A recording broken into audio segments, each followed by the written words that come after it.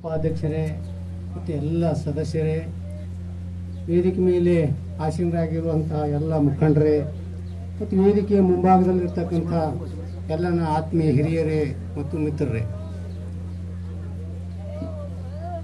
ಇಲ್ಲಿಯ ಪರ್ಯಂತರವಾಗಿ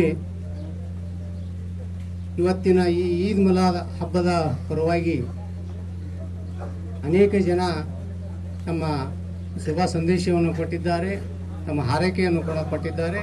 ಈ ಸಂದರ್ಭದಲ್ಲಿ ನಾನು ಕೂಡ ಈ ಒಂದು ಶುಭ ಸಂದರ್ಭದಲ್ಲಿ ಎಲ್ಲರಿಗೂ ಕೂಡ ನಾನು ಈದ್ ಮಿಲಾದ್ ಹಬ್ಬದ ಶುಭಾಶಯಗಳನ್ನು ಕೋರುತ್ತೇನೆ.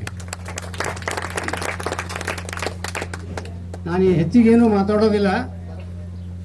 ನಿಮಗೊಂದು ವಿಷಯ ಹೇಳಬೇಕಾಗಿತ್ತು. ಏನಂತಂದ್ರೆ, ಯಾವ ನಮ್ಮ ಈ ಜಾಮಾ ಮಸ್ಜಿದಿ ಕಮಿಟಿಯವರು ಸುಮಾರು ವರ್ಷಗಳಿಂದ ಕಮಿಟಿಯ ಒಂದು ಜೀರ್ಣೋದ್ಧಾರ ಕೆಲಸ ಮಾಡಬೇಕು ಅಂತ ಸಾಕಷ್ಟು ನಾನು ನೋಡ್ತಾ ಇರೋದು ಸುಮಾರು 20 ವರ್ಷ ಮೇಲ್ಪಟ್ಟು ನಾನೇ ನೋಡ್ತಾ ಇದ್ದೀನಿ. ಆ ಮಸೀದಿ ಜೀರ್ಣೋದ್ಧಾರ ಆಗಬೇಕು, ಇಲ್ಲಿ ಒಳ್ಳೆಯ ಒಂದು ಕಟ್ಟಡ ಆಗಬೇಕು ಮತ್ತು ಎಲ್ಲ ಜನರಿಗೆ ಒಂದು ಶ್ರದ್ಧೆ ಭಕ್ತಿಯ ಒಂದು ಕೇಂದ್ರ ಆಗಬೇಕು ಅಂತಕ್ಕಂಥ ವಿಚಾರ ಇಟ್ಟುಕೊಂಡು ಭಾಳ ಪ್ರಯತ್ನ ಮಾಡ್ತಾ ಇದ್ದಾರೆ. ಆ ನಿಟ್ಟಿನಲ್ಲಿ ಸಾಕಷ್ಟು ಜನ ಹಿರಿಯರು ಆ ಒಂದು ದೇಣಿಗೆ ಕೊಟ್ಟಿದ್ದು ಕೂಡ ನಾವು ಈ ಸಂದರ್ಭದಲ್ಲಿ ನೋಡ್ತಾ ಇದ್ದೀವಿ. ಮತ್ತು ಈಗ ತಾನೇ ನಮ್ಮ ದಕ್ಷಿಣ ಮತಕ್ಷೇತ್ರದ ಶಾಸಕರಾಗಿರುವ ಅಲ್ಲಂಪ್ರಭು ಪಾಟೀಲ್ ಬಂದು ಕೂಡ ಅವರು ಶುಭ ಸಂದೇಶ ಹೇಳಿ ಹೋಗಿದ್ದಾರೆ. ಮತ್ತು ಈ ಒಂದು ಕಮಿಟಿಗೆ ಮತ್ತು ಈ ಒಂದು ಮಸ್ಜಿದಿಗೆ ಏನು ಬೇಕಾಗ್ತಕ್ಕಂಥ ಅನುದಾನ ಸರ್ಕಾರದ ವತಿಯಿಂದ ನಾನು ಯಾವತ್ತೂ ಕೂಡ ಮಾಡಿಸ್ಲಿಕ್ಕೆ ನಾನು ರೆಡಿ ಇದ್ದೀನಿ. ಅದೇನಾದರೂ ಪ್ರಸ್ತಾವ ಇದ್ದರೆ ತಾವು ಪಟ್ರೆ ನಾನು ಆ ಕೆಲಸ ಮಾಡ್ತೀನಿ ಅಂತಕ್ಕಂಥ ತಮ್ಮ ಸಮ್ಮುಖದಲ್ಲೇ ಹೇಳಿ ಹೋಗಿದ್ದಾರೆ. ಮತ್ತು ಈ ಚುನಾವಣೆ ಪೂರ್ವದಲ್ಲಿ ಅಲ್ಲಂಪ್ರಭು ಪಾಟೀಲ್ ಇದೇ ಮಸ್ಜಿದ್ನಲ್ಲಿ ಬಂದಿದ್ದರು.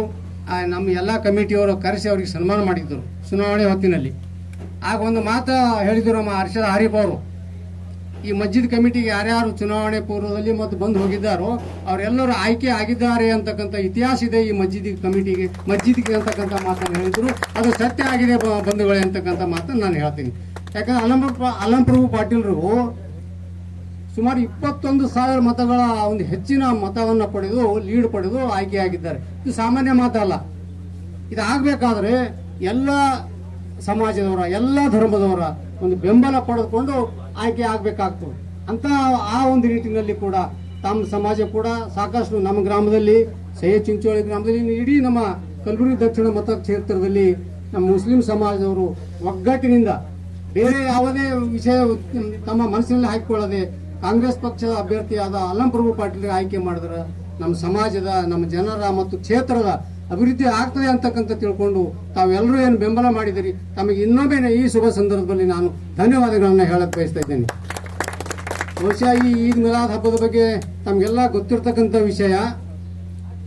ಮೊಹಮ್ಮದ್ ಪೈಗಂಬರರು 1971 ಇಸ್ವಿಯಲ್ಲಿ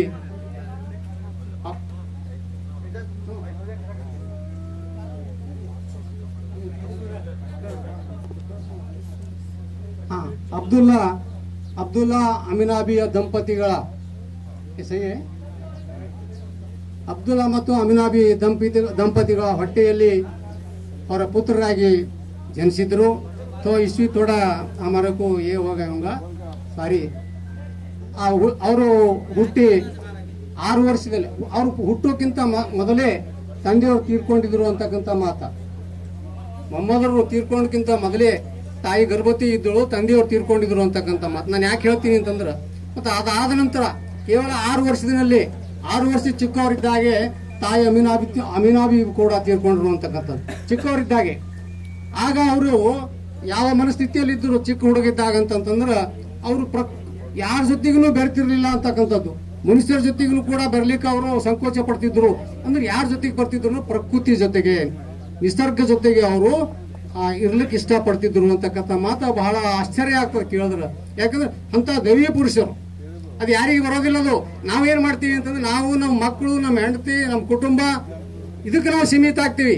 ಆದ್ರೆ ಯಾರ್ಯಾರು ಇತಿಹಾಸ ಮಹನೀಯರು ಅದಾರ, ಯಾರ್ಯಾರು ದೈವೀಯ ಪುರುಷರು ಅದಾರ, ಅವ್ರು ಎಲ್ಲರೂ ಸಮಾಜಕ್ಕಾಗಿ ದೈವಕ್ಕಾಗಿ ಅವರು ಇಡೀ ಜೀವನವನ್ನೇ ಸಾಗಿಸಿದ್ದಾರೆ. ಅಂಥದ್ರಲ್ಲಿ ನಮ್ಮ ಯಾವ ಮೊಹಮ್ಮದ್ ಪೈಗಂಬರರು ಕೂಡ ಅವರು ಜನರನ್ನ ಬಿಟ್ಟು ದೂರ ಇರತಕ್ಕಂಥ ಉದ್ದೇಶ, ಅವ್ರಿಗೆ ಒಂದು ಧರ್ಮ ಬೋಧನೆ ಆಯ್ತು, ಪ್ರವಚನ ಆಯ್ತು ಅಂತಕ್ಕಂಥ ಮಾತನ್ನು ಅದೆಲ್ಲ ಅವರು ಅದರೊಂದು ಪ್ರೇರಣೆ ಪಡೆದ್ರು. ಪ್ರೇರಣೆ ಪಡೆದು ಮುಂದವರಲ್ಲಿ ಬಾಯಿಲಿಂದ ಬರ್ತಕ್ಕಂಥ ಅನೇಕ ವಿಚಾರಗಳು ಅವು ವಚನಗಳಾದವು. ಮೊಮ್ಮಗ ಪೈಗಂಬರರ ಬಾಯಿಲಿಂದ ವಿಚಾರ ಬರ್ತಕ್ಕಂಥ ವಿಚಾರಗಳು ಅವು ವಚನಗಳಾದವು. ಆ ವಚನಗಳಾಗಿ ಇವತ್ತಿನ ಖುರಾನ್ ನಿರ್ಮಾಣ ಆಯ್ತು ಅಂತಕ್ಕಂಥ ಒಂದು ಇತಿಹಾಸ ಇದೆ ಬಂಧುಗಳೇ. ಅಂತ ಒಂದು ಮಹಾತ್ಮ ಮೊಹಮ್ಮದ್ ಪೈಗಂಬರ್ ಹುಟ್ಟಿದ ದಿವಸ ಅವ್ರು ಹೇಳಿಲ್ಲ.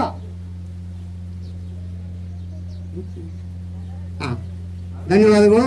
ಈಗ ನಾನು ಹೆಚ್ಚಿಗೆ ಏನು ಹೇಳಾರ್ದೆ, ನಮ್ಮ ಮೇಡಮ್ ಅವರು ಏನೋ ಹೋಗ್ತಾ ಇದ್ದಾರೆ ಅಂತಕ್ಕಂಥ ಸಮಯ ಬಹಳ ಅಭಾವ ಇರೋದ್ರಿಂದ ಇನ್ನೊಮ್ಮೆ ತಮ್ಮೆಲ್ಲರಿಗೂ ನಾನು ಹೇಳಕ್ಕೆ ಇಚ್ಛೆ ಪಡ್ತೀನಿ. ಮೊಹಮ್ಮದ್ ಪೈಗಂಬರು ಯಾವುದೇ ಸಮಾಜ ಅಂದಿಲ್ಲ, ಯಾವುದೇ ಜಾತ್ ಅಂದಿಲ್ಲ, ಎಲ್ಲರ ಜೊತೆಗೆ ಎಲ್ಲರೂ ಒಗ್ಗಟ್ಟಾಗಿ ಅಣ್ಣ ತಮ್ಮರಿಗೆ ಬಾರಿ ಅಂತಕ್ಕಂಥ ಸಂದೇಶ ಕೊಟ್ಟಿದ್ದಾರೆ.